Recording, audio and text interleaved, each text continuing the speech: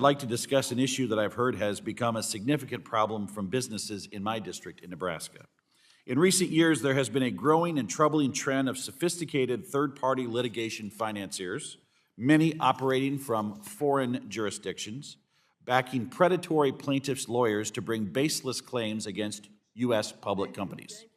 I've heard about this issue from trucking companies in my district and from insurers, but I think there's an interesting tie to our capital markets as well.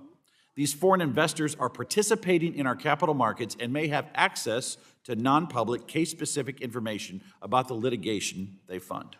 A bipartisan House Select Committee on the CCP report warned that foreign actors could use litigation financing to gain access to sensitive IP and other commercially viable information.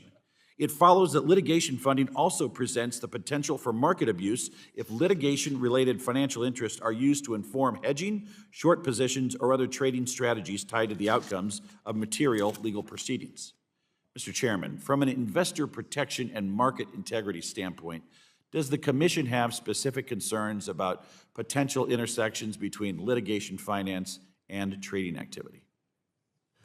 Well, just speaking, personally, I do have troubles with that, and I know there are ethical issues as well that have presented themselves over time. So, whether or not that falls within our bailiwick or not, I think it bears some attention. Has the SEC under your leadership considered maybe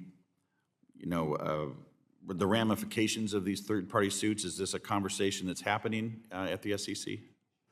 Well, I'm happy to begin it. I haven't, I think that's, like I said, I think it's an issue worth addressing. And just to give some context here, we are in Nebraska the home to some very large trucking companies, and tort reform is dearly needed in the American Southeast.